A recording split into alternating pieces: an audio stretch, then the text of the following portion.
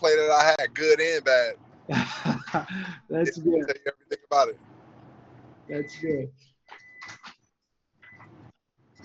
That, So let's that get DB, started. yeah, like, you know, I know like most of the times when I play against these DBs, I know I'm going to win. And it's not just off of confidence. You got to have confidence, yes. But at the same time, you got to be a student of the game. And when I say student of the game, like with that DB, that's a Brandon Carr. At the time, he was a strong DB, kind of tall. And I knew he wasn't a quick twitch, fast type of guy. So all my moves was a little bit delayed. I do something just to give him just enough to get him right on the side of me and think that it's comfortable. And then I'm going to strike fast and get him where I need to. So I knew I was going to get open, like right there where I get that space. I just wanted to bait him. Go up right in the beginning. You see how I'm just making it look like I'm bending the corner.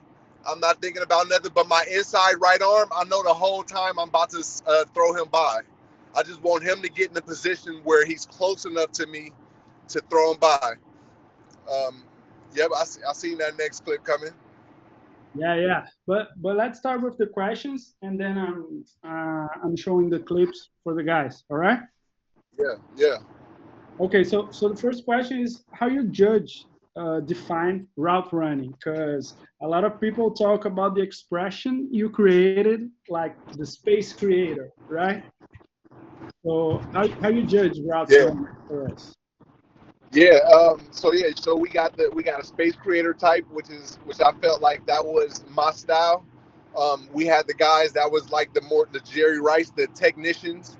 And then there was guys that you identify as like the jump ball guys. The guys you just throw it up for it and they can go get it, like the Calvin Johnson types. There's different types. All are good to have in your arsenal, but the main thing is honing in on the main one that you are. You know, um, I was I was a space creator type, so I perfected that to an extent where I can then throw some of those other skill sets into my game. But I wasn't a space creator that was just trying to run technical routes or you know just running routes to where the ball is in the air and I have to go get it. I wasn't that type of guy because I wasn't gonna last long in the league. I had to be different and be what I was. So, if you're a speedy type of guy, be the greatest speedy guy that you can be, and then add some of those other skill sets into it. If you're a big guy, the one that maybe you don't create that much space, you, you perfect being big and understanding how to utilize your body. There's things that you have to learn with each skill set that you have, and the main thing is honing in on the one that you have first, and then adding the rest into it. And that was what I did. During the time, you got to think during the time where they wasn't teaching it like the way I was running. None of the coaches was teaching you to do shifty stuff like that. They was all teaching you have to be a technician, run technical routes. But that wasn't going to get me 10 years in the league. So I had to take a risk and sacrifice and hone in on what I knew I was. And then I just added some of the other things in, and that kept me going even longer, being able to adapt. I got you. I got you. And do you remember any technique that you were struggling to get and something that you wanted so bad to put in your game? And I mean, there's some stuff that it's hard to learn, right? Yeah, I mean, I don't want to say it's hard to learn. It just takes some time, Yeah, and sometimes it can take 4 hours. Sometimes it can take 2 days, sometimes 2 weeks. It just depends on like the mentors, the help that you have. If you're doing it alone, it might take a little bit long. You kind of got to be put in a pressure situation or have somebody that's been through it and before to put you on that fast track of learning.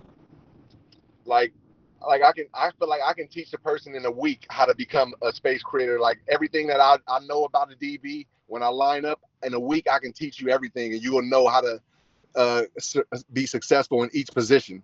But that's because I know what to say. I've been through it all. I've been through the failures. I know how to test people on the field. Um, every situation I strategically think about that. So that's helpful towards the learning. With me, again, I didn't say nothing was hard. It just took the amount of time. If you really want it, all it takes is the time that you put into it. And that's where pretty much anything, not only routes. Yeah, as you're saying about the lineup, how about the releases? The details and everything.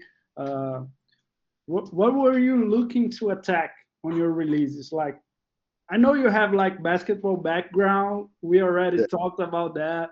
So how do you choose your releases? Yeah, so I feel that's a good question. That's a really good question, and that's great for this type of development. I mainly went off of the defender. So I was a counter receiver, I would say, off the line of scrimmage. I would give a little bit. It's like a boxing. You jab a little bit just to see their reaction, try to get that. I give a little bit, and then I would counter what they're doing. So every time I get to the line of scrimmage, I don't know exactly what I'm doing. The only thing I do know is where I need to end up.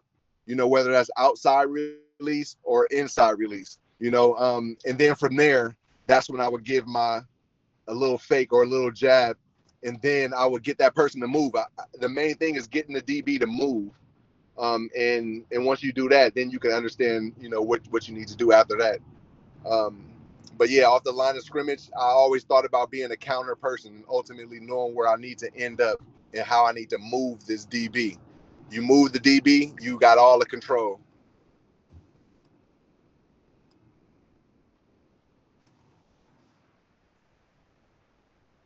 O microfone está fechado, Patrick.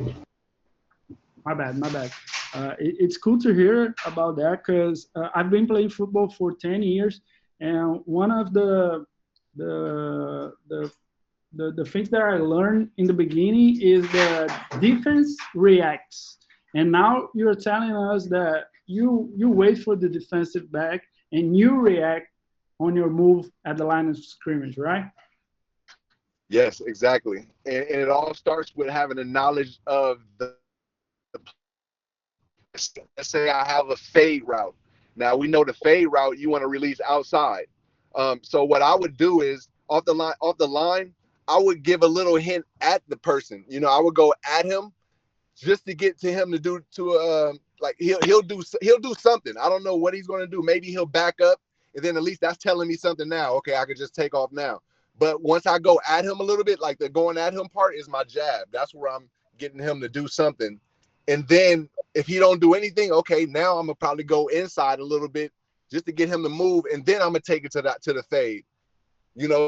So I always go at that person, and what I call that technique is getting into the fire. That's what a lot of receivers kind of avoid. That they don't want to be touched. I didn't mind being touched because if you touch me, I can feel you and I understand how I can control you. And it's kind of a trick. It's a sacrifice, but it's a trick, and I call it, getting into the fire. So my little jab is like getting into the fire. Once you get close to somebody, they go do something. They go give something, and then I take advantage of everything. And I don't take advantage of it in a nice way. I'm violent with it. I'm gonna grab your arm. I'm gonna yank it if I have to. I'm gonna hit you hard. I'm not gonna be nice with it because at the end of the day, it's either you go look bad or I'm gonna look bad. Yeah, that's it, brother. That's it. I like that. As you're saying about get the opportunities, how about slot or wide out? Because I've been watching your clips and you move all around, So yeah. How's the mindset? How's the mindset change? How's the plan change? Because it's totally different position from outside receiver and slot receiver. Exactly. It definitely is. Another great question, man. And another question that I can answer in a different way. I had to learn the mentality of I got to play anywhere in order to stay on this field, in order to feed my family. So I never looked at it like I'm only on an outside receiver, so I need to only know what this feels like I'm only a slot receiver. You know, my height is only this much. So I got it. It was none of that. It was only, I'm a 7th round draft pick. I barely got into the league. If you need me on the outside, I'm going to go there and I'm going to try to dominate. I'm going to learn it. If you need me on the go play there. You know, my first year in the NFL, I didn't get to play at all in the season, but I knew the X position, I knew the Z position, I knew the Y position, and I knew the F position. That was all 4 receiver positions, and one was the tight end, the Y. But I knew all of that, and it all ended up helping me at the end because now I understand what everybody's doing within that route. So now I know how I can trick people, trick DVs, you know, is doing, what the Y is doing, what the Z. And another thing is that comes along with that being on the outside or inside. Sometimes you're the first option, second options, third options. Don't let none of that discourage you. You know, if you're the third option or fourth option, you got more time to create. You know, don't be so much in a rush. You know what I'm saying? Like, take advantage of that, because I was the fourth option plenty of times.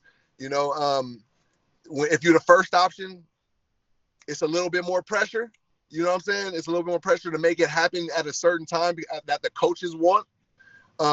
So you got to be on your game. But if you're the second, a lot of us have been the second option, third, and the fourth option. A lot of us probably are right now. Don't let it discourage you. Just use that time to be creative, and that's what I did. I used it to be creative and learned how to.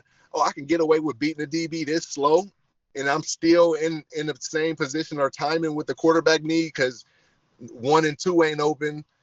He looked over. Oh, now I'm right there, like wide open. You know, so take advantage of all of the times and the opportunities that you get, whether you're on the inside or the outside. Don't look at it differently. Just think of it as a way to eat.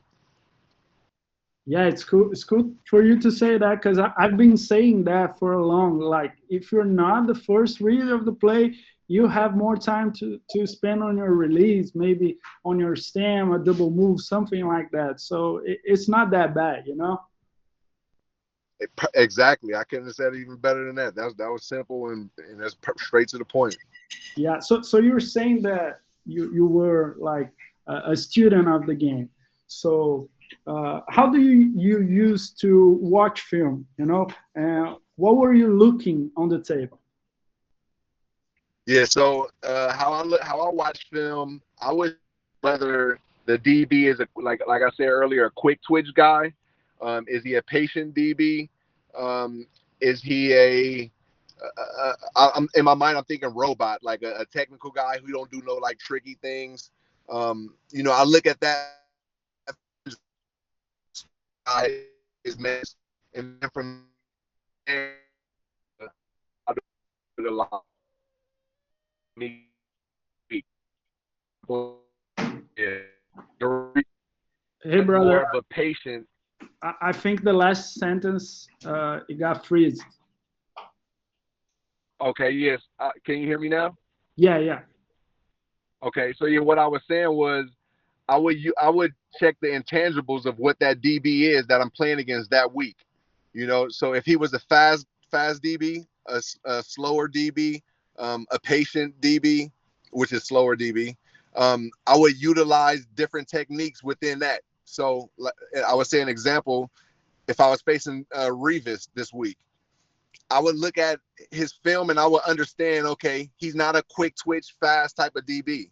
He's a patient DB, you know? So from there, I know that my moves is a little bit more delayed. I'm not going to be super fast with him because he's going to just be there waiting for me to do something. Then he's going to take off, you know? So I want to do a lot, but really do nothing at the same time, you know, and just put him to sleep, keep him calm.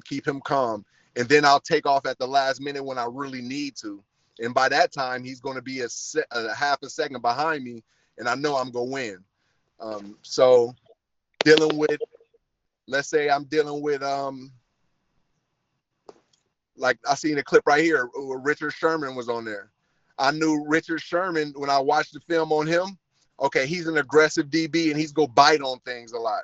So, okay, off the line, he's aggressive. I know he may lunge. So let me be prepared for some, okay. And I give little tips within the game. Like, let's say it's a running play. running play, I know I'm only supposed to block on the backside. I would get up close to him. I would get in the fire, like I said earlier, and I would see what he's going to do with my arms down. And instantly, Sherman, he jammed me. Like he grabbed my jersey fast. And I was like, okay, I got him. I know how I can get him now. If I get into the fire, he's comfortable thinking he can jam me now. So when I got to a pass play, with him being an aggressive DB and me knowing this, and I got my proof on the run play, a pass play came out, I got into the fire, he was about to jam me, then I instantly swiped his arms by, and I got a 20-yard slant. You know what I mean? And it's all just off understanding the type of DB that he is. I got a touchdown on him because I know he bites a lot. Some moves that I wouldn't do with Revis, you know, I did with him. You know, he was more not of releases and studies that go into each DB. But once you break it down like that and understand that each of these DBs are a type, they're a prototype of something, then just go back to that box and then just utilize that over and over. Okay, so you're saying about against DBs, against man coverage, but how about zone coverage? How do you attack zone coverage? How do you do your reading pre-snap and post-snap? Yeah, awesome question. So zone is even easier. It's so easy that it's like because with a zone, all you have to do is be patient. And everything else will just, if you're too fast in the zone, it's gonna look blurred and it's gonna look like it's out of order and somebody's not doing it right. But you have to be disciplined to your route, to your steps. With a zone, you don't have to think about the man as much, so it's super easy.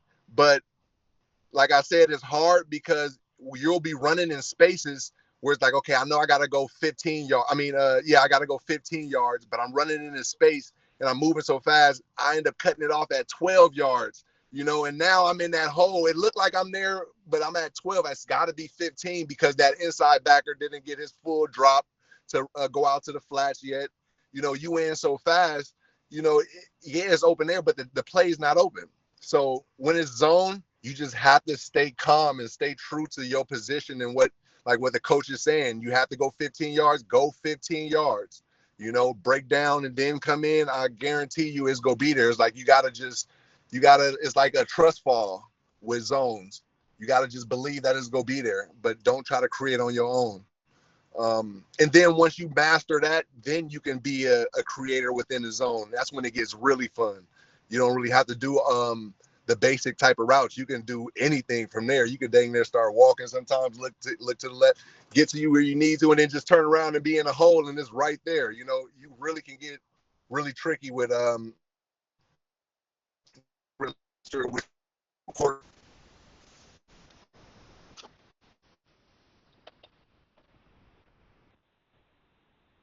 Hey, you hear me, bro? It got freezed again. Okay, what part didn't you hear?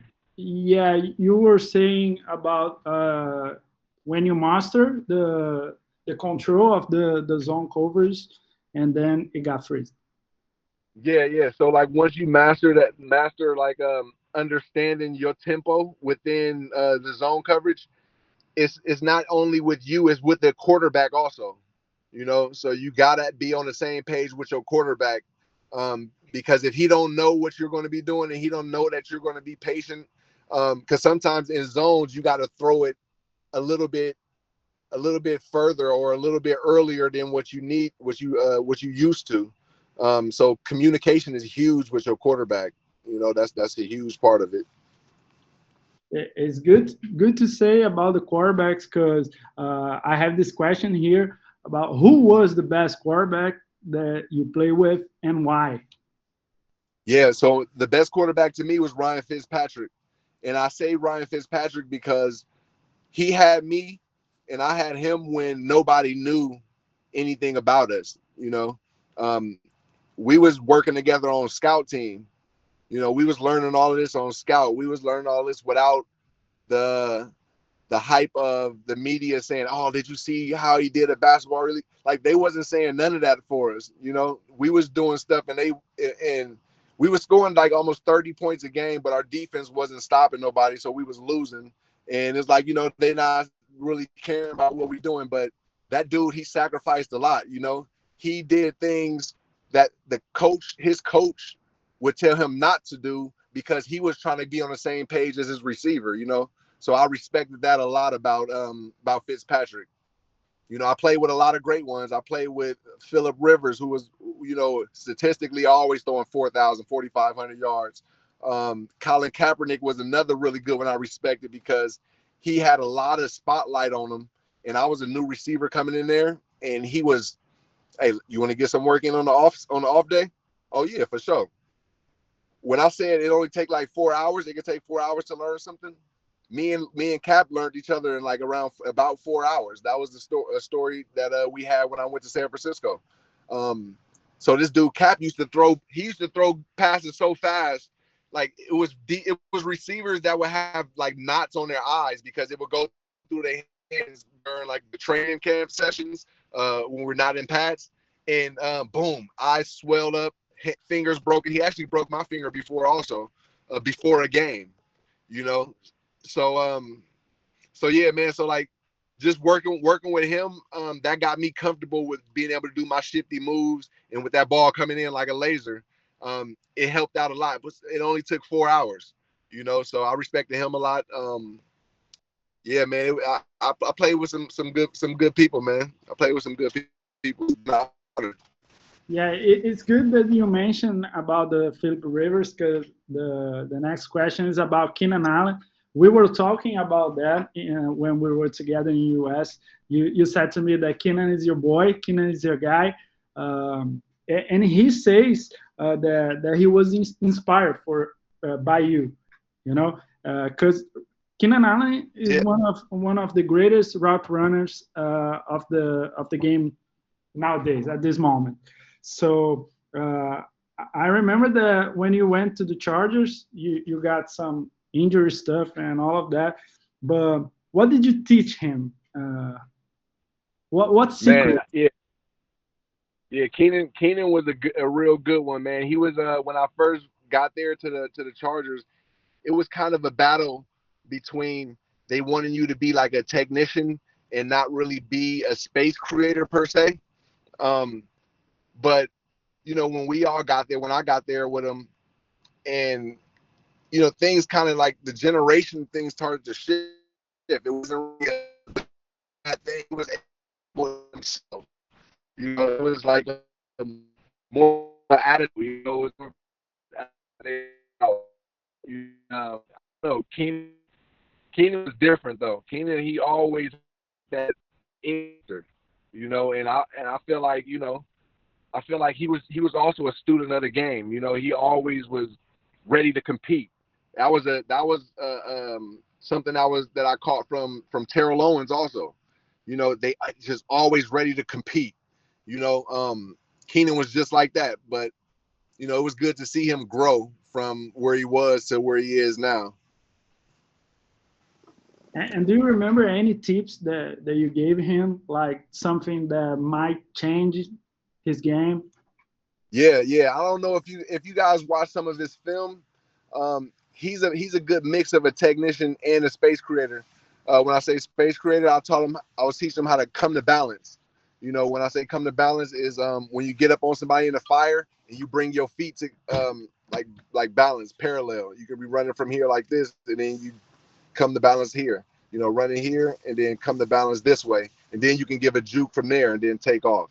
You know, so it's a small little tip, but it's something that it kind of glitches the mind of a DB. If you come to balance in the air and then give him some, it's a little glitch, and he mastered it. He mastered it. Every day at practice. We do it. The moment you do that is when the defensive back got like flat-footed, right? That's when they get either flat-footed or they'll be bouncing in the air. You know, it's gonna be something. Like I said, when you learn in these DBs, some are quick twitch. So once you come to balance from a certain angle, they might already jump to a spot, you know, And now you got to get on the ground. You got to get on the ground and anticipate that, you know. So if you can anticipate that this DB is a quick twitch guy, when you come to balance on him and you see him move, you can already be anticipating to take off in a certain angle, you know, as opposed to not understanding the DB. And then you come into balance, then he jump over there, and then you have to make a move off. You already too late. These are pros, you know, so you got to be on your game when you playing against these guys, and that's why it's the repetitions. You know, Keenan was different because at practice he was just as studious about the game as I was. You know, even more. He was younger and hungrier. You know, so it was good to see that. You know, and good to teach him something and him to take it to the next level with it. Yeah, bro, you did it perfectly because he's balling out, you know. Yeah, it's a lot of guys. I remember Devontae Adams. He was on. You know, we had the iPads for our videos and film that they give us, and we would all be on those Zooms. It wasn't Zoom like this. It wasn't like nothing like this. We was just like on like FaceTime type things, showing each other our film. And Adams, he was younger in the league also, you know, and then we was just showing our clips. And now, you know, years later, these are the top two guys with routes in the league, you know, and they do it. Devontae, he actually do a good job also of it. If you watch his film, he come to balance. You will see it's like a little stutter. He may take you outside with it when he come to balance, and then he stick his foot and he go. That's something that I perfected and brought into that league, and that defines that space creator because you can do it anywhere. It doesn't only have to be on the release. I was doing it everywhere, and yeah, now it's special. It's a special move. It's a glitch move, I say. Yeah, I saw a lot about Devontae Adams doing the same thing that you did. It's like to wait for the defender and then react on the releases. Sometimes it looks like he's doing the same release every time. So he is always open with the same release. That's crazy. Right. It's so easy right now. Right now they're in cruise control, to be honest. That's like practice out there to them because they already know how they're gonna make the person move. They're not scared of getting into the fire. So that's one thing I would say to you guys also. Like when I said get into the fire and that technique, get up close to somebody. If you wanna understand what getting into the fire is, you don't even have to be in practice. Right now, go to your friend or your wife, your partner, and just get close to their personal space. Then you'll feel something. You'll feel something without even touching them. That's the fire that you got to get into with football and understanding. And then from there, you understand reach. You understand this person always go shoot his right arm. Like it was certain DBs that only jammed with their right arm. If I get into the fire, I know that right arm is coming. So now I'm prepared to already grab that arm.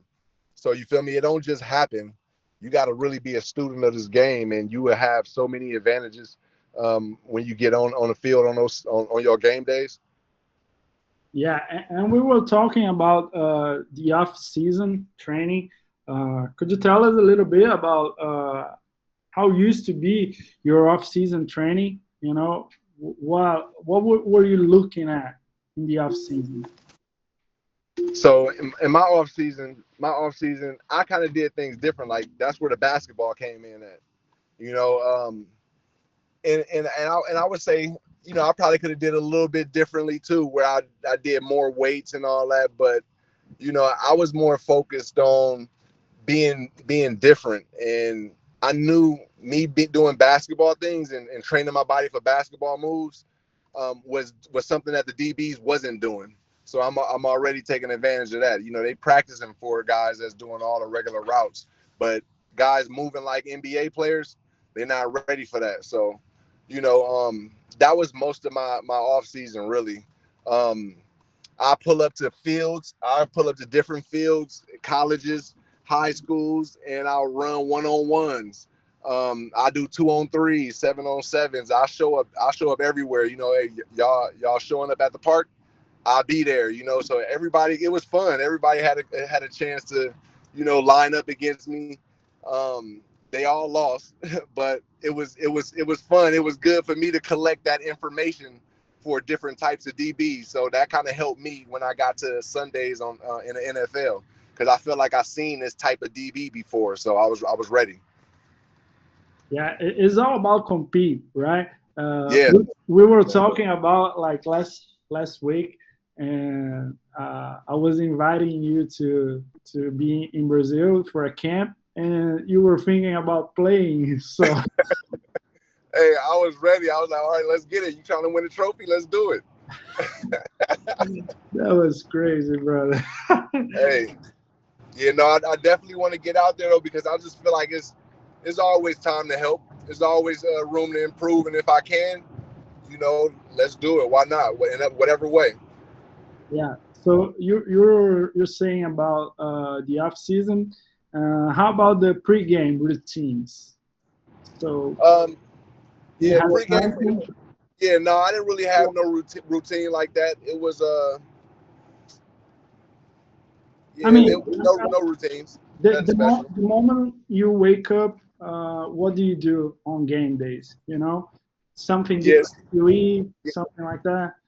yeah, I'll tell you how a game day goes. So we'll already be at a hotel. So whether we at home, obviously away we at a hotel, but home games we go to our team hotel.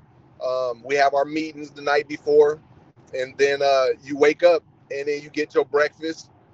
You have a little position meeting, a team meeting, and then I will always get back to go see my family. I go back to the house, chill with them for a little bit, and then we take off to the game, and from there, I always like to go through like the crowd area, like where the fans section was and where they parked at.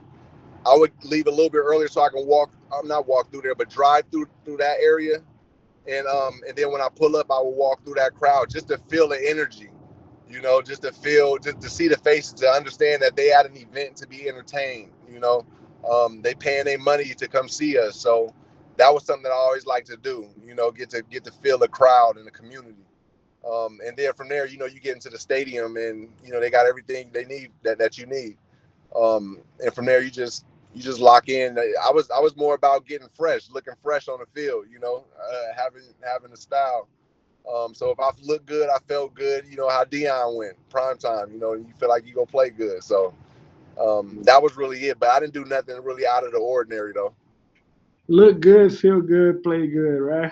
Yeah, you know it. Yeah. Last question, last but not least. How about the DBs you got like one-on-ones? What was the DB that have you most trouble? Yeah. I know you played against Darrell Reeves, one of the greatest DBs all time, Right. but he was the best. Yeah. No. He was a good DB, but the best one to me was Drayton Florence. There was a DB named Drayton Florence, and he was my teammate. Most of the guys who was the hardest players to beat was the guys that was on my team that I was seeing every day. I had to learn new things from them. The guys that I seen on Sundays, they was easy. I would look at film on them maybe 20 minutes, 20 some minutes, and I can know how to beat them just like that, every kind of way. So they was easy. But the guys that practiced, like Drayton Florence, he was just tricky. He taught me really that I had more time to do things, to be more creative. I was a robot. I would, every time that it was an in route, like an in, I would line up outside edge and then go inside. And I was wondering, how was he stopping me? How did he know I was going inside? He'd be like running the route for me. So I just asked him, like, how did you know this? And he was just like, every time you line up outside edge, you run the in route.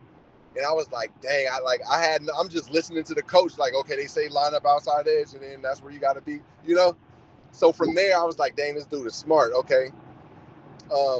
Let me do something different. Then once I lined up like 2 yards or 4 yards out, he was like trying to read me, and that's where I had, now from there, you on to the next level. Now you got to learn from there. It's like always a learning game. And he made it fun because we was working against each other, and to a point where he couldn't read me at all, So Drayton Florence was one that I always give credit and respect to, because he kind of opened my mind to space creator and thinking different, not only from a receiver standpoint, but from a DB standpoint, and beyond.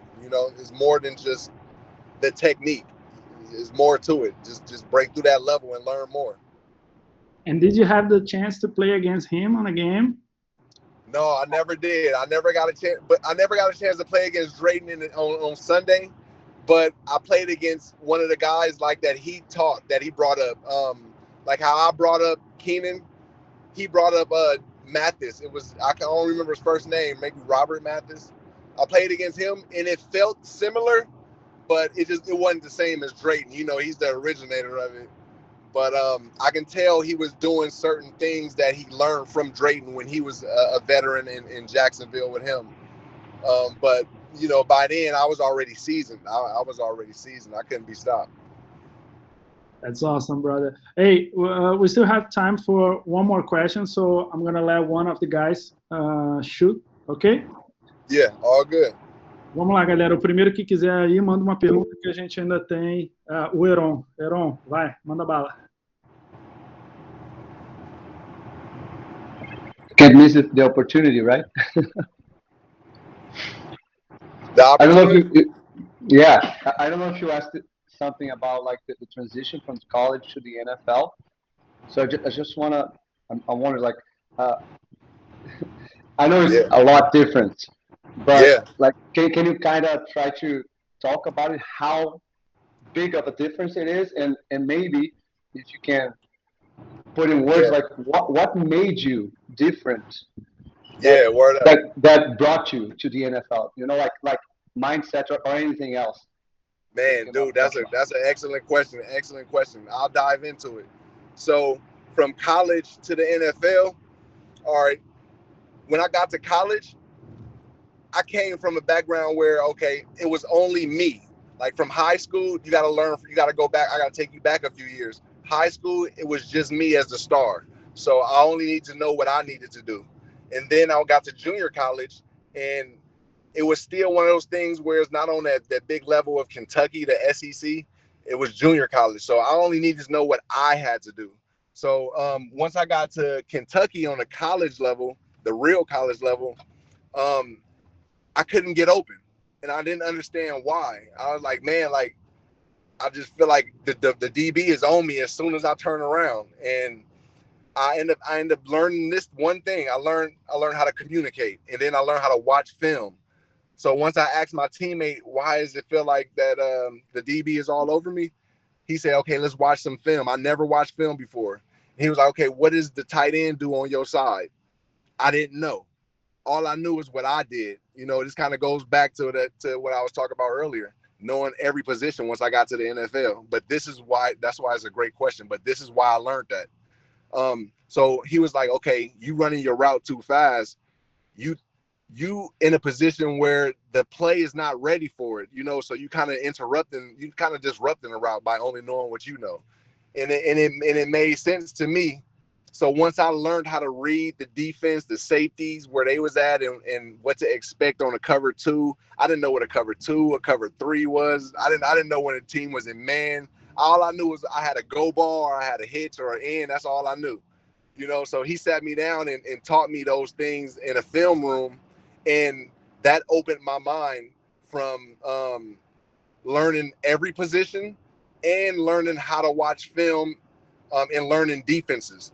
And those three things helped me from the college level to the NFL level. And who taught you? A coach or oh no, it was my teammate named Keenan Burton. Yeah, he was actually a player. Yeah, receiver too. Receiver at Kentucky. Cool. Yeah, Keenan Burton, man. He sat me down and taught me what a cover two was, how to anticipate a cover three, what to expect on cover four, where linebackers will be dropping. All of that, and it slowed the game down. So I'm assuming everybody understands what formations is and how to read that. That's great. Now you learn how to dominate each formation when you see it. Okay, you guys should have passed that level right now. But now it's about being creative. You know, how to get the yards after catch.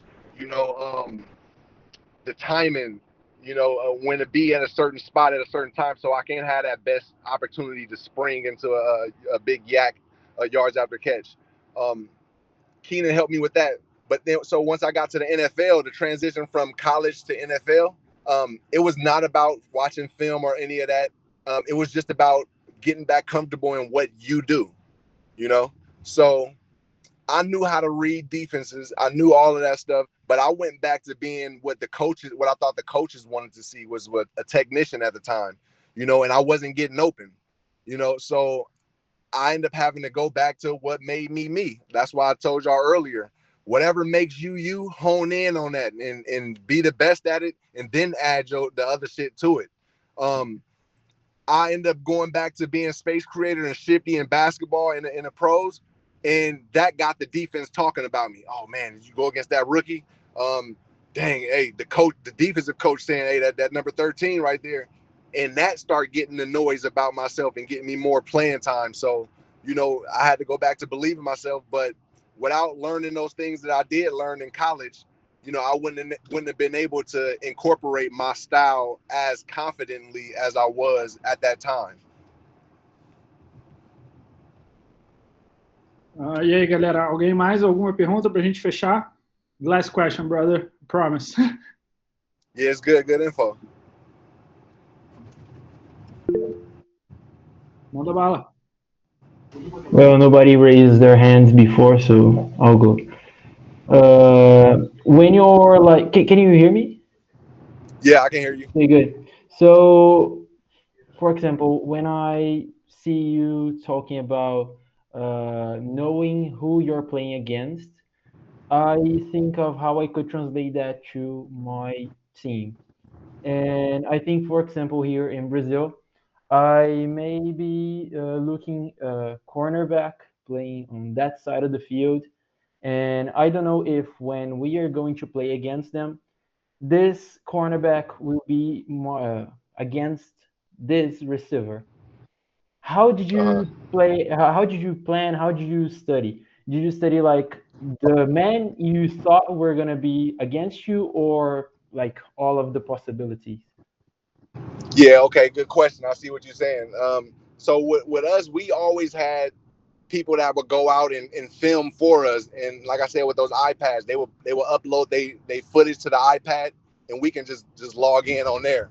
But when I didn't have those privileges and all those resources, what I did was during, like I said earlier, during those run plays, how I got Sherman, that had nothing to do with being taught something by a coach or a teammate. That was just understanding, okay, I don't really need to watch film no more, because I know I can beat these people with the techniques I know. That was just about getting into the fire, on those running plays. So if you don't really know, like if you don't have the footage of the DB, you don't know what type of DB this is. Once you line up, get into the fire during those run plays. Utilize the run plays to get comfortable with what you need to do once it's a pass play. So that's how I instantly learned how to adjust to DBs, because some of the DBs I wouldn't watch, but then the main guy would go down, he'd get injured, and now the backup got to come in. I've never watched him before, so I would have to utilize those run plays to get comfortable with my position on seeing, okay, this dude, he kind of physical. All right, he quick twitch, he move a lot. I just go down my list, and I'm gonna repeat myself on that. Their DBs are either gonna be quick twitch, the fast type. They're either gonna be patient, and or they'll be, well, I guess it's only two types. They'll be the ones that's gonna be ready to jump all over stuff, or they're gonna be the ones that's kind of slow and waiting for you to do stuff. And from there you just determine how you go beat them. Yeah, that's probably about the best way to explain it without being able to get on the field with you guys right now. Hey, brother, last question, I promise. I remember you went from the last year in Kentucky. You had like 13 touchdowns, more than 1,000 yards and all of that. And your first year in NFL, you got only like 14 targets, 10 catches. So how was that? The transition that you were saying about the mindset, that, I still have to be locked in, about the motivation and all of that. Yeah, that was interesting. It was, first of all, it was a blessing to make it to the NFL at that time, you know. So going from like the big numbers in college, I was just trying to get in the door. I was trying to get in the door, and then when I did get in the door, I ran into something that they call politics, you know, where I knew I should have played a lot more, but it was people that was drafted ahead of me, and this is a business. They got money into this person, X amount invested, and they only got a little bit invested in me. So they got time to put me on the back burner. But what I was showing at practice was like, okay, I know I should be playing more, but I wasn't tripping off. I wasn't mentally tripping off of any of that. I was locked in, you know, to learning the craft, to perfecting my game at practice. You know, that was when I was working with Fitzpatrick. You know, we was backups. So I was just cherishing all of that time, even though I wasn't really playing. I was welcoming being the fifth option, you know, learning this stuff. It kind of helped me. So everything that I learned, I kind of pass on and teach it to others. And then, you know, even the next year after that, I was like, okay, maybe now after a full season got in, okay, they'll understand, they'll play me now. But even my second year, I got even less targets. I think I was only like 2 or something, you know. But again, I wasn't thinking about like stats or numbers or none of that. I was thinking like Terrell Owens is on our team now. You know, he was a dude that my first game was when he was a rookie in San Francisco, and now he's in our room, and we got Lee Evans. It was a full room. So for me to even still be in that room as a 7th round draft pick at the time, no 7th rounder was making the team. It was already a blessing. You feel me? So I was dealing with injuries and stuff, but that didn't matter. It didn't matter. I knew my time would come because I knew I had something different. I knew I had a different type of skill set, and it'll be used somehow. But it wasn't my time then. And then it took to year 3, like week 3, for it to be really comfortable. And from there, everything just took off. You know, everything took off from there. Yeah, it's how you look for the opportunities, right? You know, sometimes you need to wait and your time will come and everything's going to work out. But there are some people that doesn't have this patience, right? Yeah, it is. And then some of those people, they end up doing reckless things, you know, and that's why, you know, what I do with my business, I teach this. I foresee everything that I've been through, that I've seen my friends and my ex-teammates been through. And we create our symposiums and we really expose them to the truth, you know, understanding like you might have a whole season where you only get 2 catches, but you can't be bored and then go do some ignorant stuff, and now you go lose your opportunity on that next year to have 100, 70 catches or something. You know, you got to always be locked into leveling up. You know, and that's what we try to help with our academy and developing these minds. This is awesome, bro. This is awesome. Hey, I really appreciate your time, and I hope to see you very soon here in Brazil. Let's do something great here. And that's it, brother. Thank you so much for the talk. Indeed. Great questions. I'll be seeing you guys on the next round and hopefully soon in person, and we get these camps going and we really turn it up. Let's get it. Let's get it. Valeu, galera. Boa noite aí. Estamos juntos. Valeu. Boa noite. Bye-bye. Thanks, man. Valeu, rapaziada.